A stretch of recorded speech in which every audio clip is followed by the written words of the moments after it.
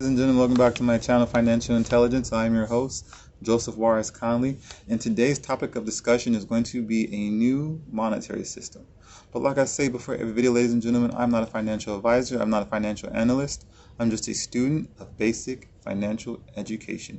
Like I said in my video, we're headed for a new revolution, headed for a revolution. I will leave a link in the description. I said that we are going to have a new monetary system. So what I wanted to do was I wanted to clarify my position and show you guys why I believe we're headed in that direction with the possibility of war. All right, so ladies and gentlemen, we have a lot of information to go over, so please bear with me, all right? So we are going to start with the classic gold standard, ladies and gentlemen, which went from 1870 to 1914, all right? During that time, your $20 bill was redeemable and equivalent to a $20 gold piece. All right. During that time period, on 23rd of December 1913, ladies and gentlemen, our central bank, the Federal Reserve, was created. By the way, the Federal Reserve, also known as the Fed, is actually a privatized institution with shareholders. And if you notice the timing of the date, December 23rd, right before the holidays when all government officials were at home for Christmas. How convenient. But guess what, ladies and gentlemen? Right after the Federal Reserve was created, the following year we already have ourselves a new monetary system. All right, so we used to be 100% backed by gold, and now we had a 40% reserve ratio. This new monetary system was called the Gold Exchange Standard, and it went from 1914 to 1944. That following year, ladies and gentlemen, 1914, guess what? We have ourselves World War I. Started with Germany, and then the United States joined in 1917. And of course, you had the Great Depression, and then you had World War II. All right. However, World War II, massive war. Guess what, ladies and gentlemen? How do you think we're going to pay for this war? Well, we have to devalue the currency again.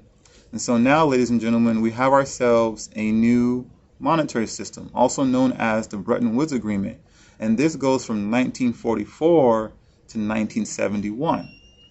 Okay, so during this time period, World War II still has not ended. It ended in 1945, followed by the Korean War, as well as the Cuban Missile Crisis and the Bay of Pigs. I'm going to stop right there for a moment, and this is something else I discovered, ladies and gentlemen. And you tell me what you think, because it's going to be a little bit controversial. All right. The year 1963, ladies and gentlemen, President John F. Kennedy wanted to reduce the power the Federal Reserve had by creating a silver certificate. However, it never came into fruition. The reason why is that same year, President Kennedy was assassinated on 22 November 1963. That same day, President Lyndon B. Johnson takes power. Fast forward, ladies and gentlemen, to the 23rd of July, 1965, President Lyndon B. Johnson creates the Coinage Act, which stopped the U.S. Mint from minting our dimes, quarters, and half dollars into coins. It used to be our dimes, quarters, and half dollars used to be 90% silver, also known as constitutional silver or junk silver. And you can still purchase those coins today, and they are significantly more valuable than today's current coinage, ladies and gentlemen. So let me ask you guys what you think about that time frame from 1963 to 1965. But if you look at it, it was a currency devaluation to pay for what? War. Because that same year, we have our first troops. We have first boots on ground, ladies and gentlemen, in Vietnam. So let me know what you guys think about that time period. So ladies and gentlemen, we're going to move on to the date of 15 August 1971. This day, also known as the day our currency became strictly fiat. All right. President Nixon, he ended the last bit of dollar to the gold, also known as the Nixon Shock. The reason why is because our foreign allies didn't believe that the United States had the gold reserves to cover all the currency that was being printed. So what they did was they repatriated their gold. They asked for it back. But next thing you know, more countries followed, and so he had to put this into action, because if he allowed it to continue to run, pretty much a run on the bank, it would have collapsed the financial system, ladies and gentlemen. However, that same year, the petrodollar was also born. Pretty much your oil in dollars. All right. So here we are, ladies and gentlemen. We now have a new financial system known as the dollar standard. And since then, ladies and gentlemen, since August 15, 1971, worldwide, we've seen massive social, economic, and political unrest.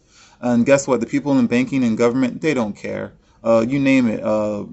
Human rights issues, wealth income inequality, violence, cost of living extremely high, but yet wages low.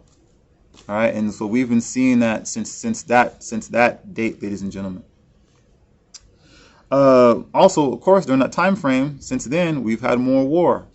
We had the Gulf War, we had the Iraqi War, and we had the Afghan War. And I'm going to stop right there, ladies and gentlemen.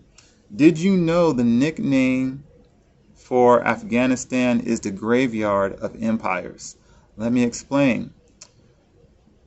We had ancient Greece, ladies and gentlemen, Alexander the Great, ancient Greece. They tried to conquer Afghanistan, failed. You had the British try to conquer Afghanistan, failed. You had the Soviet Union, ladies and gentlemen, tried to conquer Afghanistan, failed. And now you had America. We just tried to conquer Afghanistan, and we just failed. By the way, that cost the taxpayers $2.3 trillion. As you can see, ladies and gentlemen, here we are today. And this is the reason why I believe we're headed for a new monetary system. So right now around the world, you have massive protests regarding COVID and lockdowns. You have high inflation. I believe we're headed for hyperinflation, or it could possibly be here already. You have a failed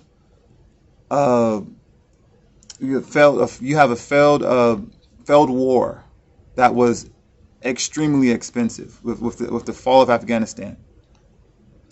And now you have massive military movement all around the world, and to mix that up with the dollar, the world's reserve currency, it has lost 98% of its purchasing power.